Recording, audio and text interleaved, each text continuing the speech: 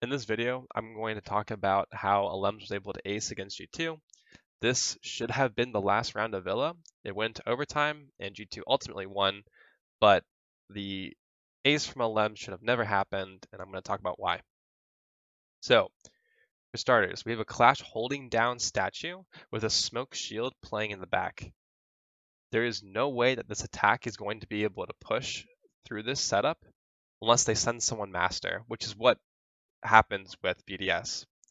The issue, though, is the players Astro and Trophy need to understand that they need to survive in order to support this kind of defense.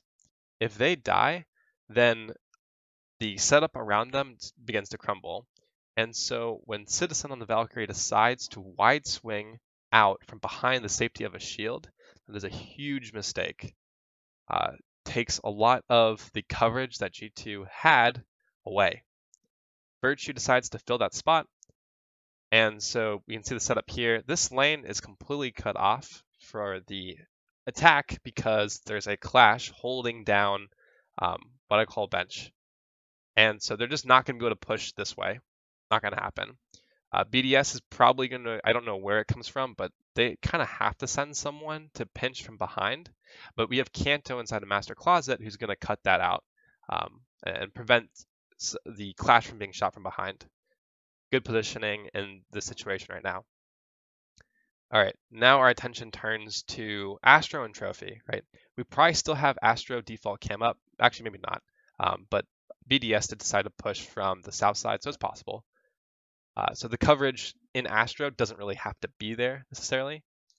We also do have Virtue and Pengu, or sorry, Smoke, Uno, and Wamai, who are able to hold the Astro push together, although one is probably going to die off of that if someone did come up Astro stairs. But really the important thing here is Trophy.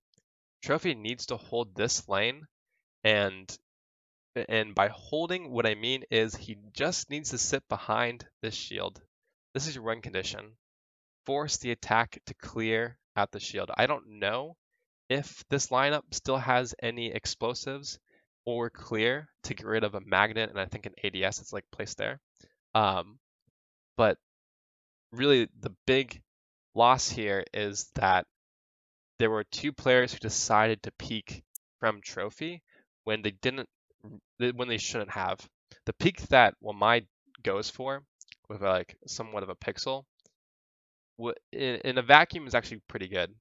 Like that's a pre-fire that he should win most of the times.